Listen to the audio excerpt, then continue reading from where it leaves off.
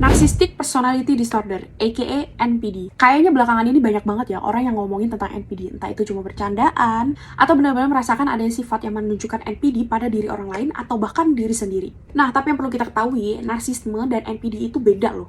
Kalau narsisme itu memiliki sifat yang merasa lebih hebat dari orang lain, butuh pujian, dan minim empati, tapi hanya di beberapa kondisi. Sedangkan kalau NPD itu memiliki gangguan kepribadian atau gangguan mental yang lebih ekstrim.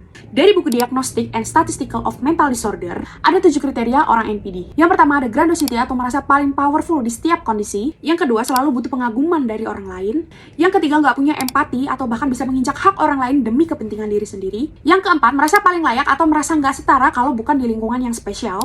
Yang kelima, eksploitasi atau merugikan orang lain demi tujuan mereka sendiri. Yang keenam, merasa iri dan terancam kalau ada yang lebih dari dia. Dan yang ketujuh, memiliki sifat yang sombong. Mereka melakukan sifat tersebut di segala kondisi, baik di rumah, di kantor, ataupun di tongkrongan. Kita nggak boleh self-diagnose, tapi kalau lu lihat 5 dari 7 sifat itu, bisa aja orang itu memiliki ciri-ciri NPD. Sifat NPD itu ada 2. Yang pertama ada grandiose, tipe orang yang extrovert, dominan, dan terlihat lebih unggul karena lebih percaya diri. Yang kedua ada vulnerable, tipe orang yang pendiam, insecure, defensif, tapi tetap egois dan hanya mementingkan diri sendiri. Tapi orang NPD ini seringkali terlihat sukses karena mereka ahli dalam mempromosikan diri, lalu memiliki daya tarik yang kuat dan tidak ragu untuk mengambil resiko besar tanpa mempertimbangkan akibatnya. Dan ya karena mereka juga nggak ragu untuk ngerugiin orang lain demi mendapat tujuan mereka. Tapi kesuksesan mereka itu seringkali nggak bertahan lama karena mereka cenderung kesulitan menjaga hubungan dan mereka nggak mau nerima kritik. Hubungan mereka seringkali dangkal dan hanya untuk transaksional. Maka dari itu, walaupun orang NPD ini kelihatan lebih berhasil, tapi keberhasilannya yang didapat lewat integritas dan keahlian itu jauh lebih awet dan memuaskan. Nah, penyebab NPD ini biasanya dipengaruhi oleh pola asuh yang tidak sehat, faktor genetik, dan budaya yang mementingkan validasi sosial.